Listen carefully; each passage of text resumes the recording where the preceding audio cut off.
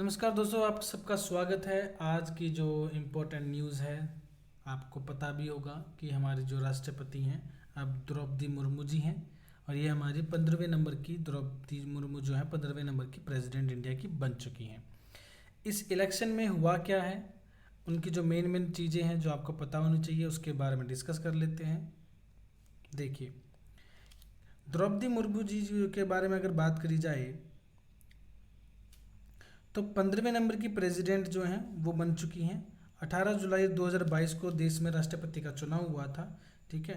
और इस बार जो बीजेपी की तरफ से जो थी वो द्रौपदी मुर्मू जी को उम्मीदवार बनाया गया था। वहीं दूसरी ओर यशवंत सिन्हा को विपक्ष की ओर से उम्मीदवार बनाया गया। और जब 18 तारीख को इलेक्शन हुआ, 18 जुलाई को और 21 जुलाई को मतगणना का रिजल्ट भी आ गया, जो कि कल थी। ठीक है। इसमें द्रौपदी मुर्मू जी हैं, उनको 15वें नंबर के राष्ट्रपति बनाया जाएगा क्योंकि वो इलेक्शन जीत चुकी हैं। साथ ही साथ अगर देखें तो ये कह रहा है कि यहाँ पे ना इसके अंदर सभी जो राज्य के विधायक, लोकसभा, राज्यसभा के सांसद राष्ट्रपति चुनाव के लिए इन्होंने मतदान किया था। ठीक है। बाकी ये क्या है कि सांसदों को बैलेट पेपर पर राष्ट्रपति उम्मीदवार के नाम के लिए मतदान करना पड़ा। अगर बात करी जाए कि मतदान में किसको कितने वोट मिले, तो टोटल जो वोट थे वो 748 वोट थे, जिसमें से 540 वोट तो मिले हैं द्रौपदी मुर्मू जी को और यशवंत सिन्हा जी को मिले हैं 208 वोट। अगर बात करी जाए समर्थन के बारे में कि किसको कितना समर्थन मिला है,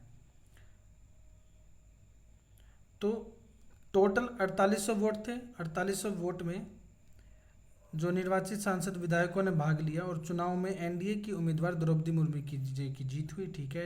देश के टॉप संवैधानिक पद पर पहली बार किसी आदिवासी महिला को राष्ट्रपति बनाया जाएगा। ठीक है। 27 दलों के समर्थन और सहयोग के साथ द्रौपदी मुर्मू जी जो है वो देश की 15वीं राष्ट्रपति नियुक्त की गई है। और वहीं दूसरी ओर यशवंत सिन्हा के पास 14 दलों का समर्थन था।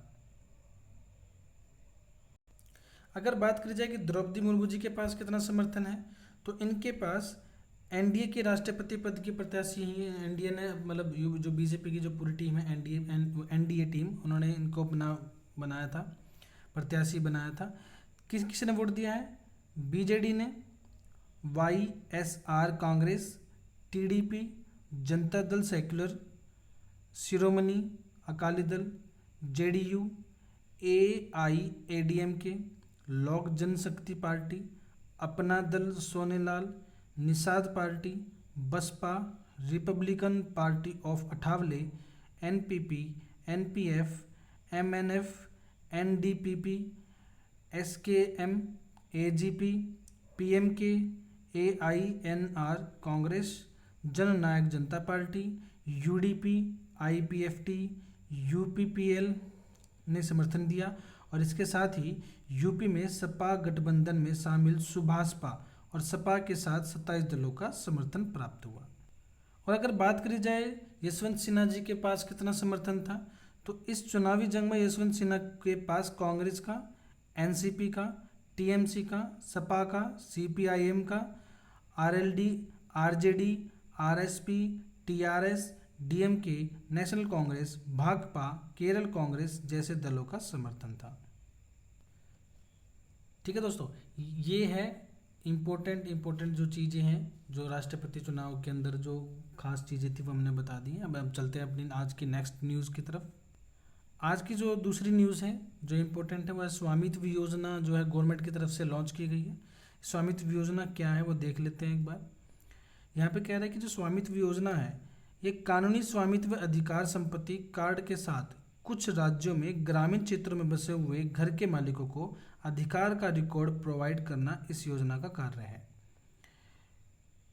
योजना के अंतर्गत ड्रोन तकनीकों से सभी गांव के ग्रामीण आबादी वाले क्षेत्रों में जमीनों का सर्वे किया जा रहा है। और इस योजना का लक्ष्य फाइनेंशियल ईयर 2020-21 से लेकर फाइनेंशियल ईयर 2024-25 तक देश के 6.62 लाख गांवों को कवर करना तय किया गया है। स्वामित्व योजना का सहयोग कौन कर रहा है?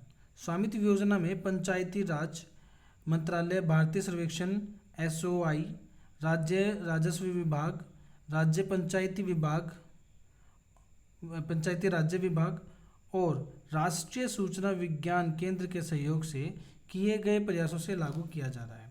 राज्यों को योजना के कार्यान्वयन के लिए एसओआई के साथ MOU पर साइन करने की आवश्यकता है। अब तक 31 राज्यों के केंद्र शासित प्रदेशों ने SOI के साथ समझौता ज्ञापन पर हस्ताक्षर कर दिया है। स्वामित्व योजना के दो कंपोनेंट कौन कौन से हैं? इस योजना के तहत भारतीय सर्वेक्षण विभाग को दो कंपोनेंट के अंतर्गत केंद्र सरकार धन प्रदान करेगी। पहला है ड्रोन के उपयोग करके बड़े पैमाने पर मानचित्रण और सतत संचालन संदर्भ स्टेशन की स्थापना करने के लिए। राज्यों को सूचना, शिक्षा, संचार और राज्य प्रोजेक्ट निगरानी यूनिट की स्थापना के लिए भी सीमित पैमाने पर फंड सीधे उपलब्ध करवाई जाएगी। राष्ट्रीय सूचना विज्ञान केंद्र को राष्ट्रीय सूचना विज्ञान केंद्र सेवा लिंक के माध्यम से स्थानीय योजना आवेदन, ग्राम पंच और केंद्रीय बुनियादी ढांचे के संवर्धन के लिए भी सरकार फंड देगी। केंद्र सरकार किस आधार पर राज्यों को फंड देगी? स्वामित्व योजना के अंतर्गत SOI और राज्य के एवं केंद्र शासित प्रदेशों को एक निश्चित समय अवधि के अंतर्गत किए जाने वाले गांव की संख्या के आधार पर भी फंड दिया जाएगा और राज्यों एवं केंद्र शासित प्रदेशों में मांग पाने वाले के बाद उचित जांच के हिसाब से उन्हें समय पर धनराशि जारी की जाएगी। किन राज्यों को चरण 1 के तहत लॉन्च किया गया है? मतलब पहले स्टेप में किस किस राज्यों को लिया गया है? इसके चरण के में हरियाणा है, कर्नाटक है, मध्य प्रदेश, महाराष्ट्र, उत्तर प्रदेश, उत्तराखंड, पंजाब, राजस्थान, आंध्र प्रदेश के पायलट राज्यों में 2020 के दौरान योजना के सफल लॉन्चिंग के बाद स्वामित्व योजना को 2021-22 से पूरे देश में वितरित किया गया था। इस योजना के अंतर्गत राज्य संघ राज्य क्षेत्रों को योजना के बारे में अधिक से अधिक जागरूक करने के लिए सूचना, शिक्षा, संचार गतिविधियों को चलाने के लिए धनराशि जारी की जाती है। राज्यों, केंद्र शासित प्रदेशों और भारतीय सर्वेक्षण के लिए अंतिम लक्ष्य निर्धारित करना। निगरानी के लिए राज्यों भारतीय सर्वेक्षण के साथ नियमित रूप से बैठकर राष्ट्रीय, राज्य, जिला और पंचायत में 4 स्तरीय निगरानी सिस्टम, राज्यों और केंद्रीय शासित प्रदेशों की हैंड होल्डिंग, विभिन्न विभागों के साथ चर्चा और विभिन्न वर्कशॉप आदि में सरकार द्वारा योजना को लागू करने और उसकी पहुंच को और आगे बढ़ाने के लिए उठाए गए कुछ कदम हैं। ठीक है दोस्तों, तो आज की जो 2 इम्पोर्टेंट न्यूज़ हैं वो हमने आपको बता दी है। और भी न्यूज़ आती रहेंगी और हम छोटे छोटे सेक्शन के अंदर डेली की जो मेन जो न्यूज़ हैं वो आपको डालते रहेंगे, शॉर्ट फॉर्म में नहीं, पूरी डिटेल के साथ। तब तक के लिए धन्यवाद, मिलते हैं अगली क्लास के अंदर।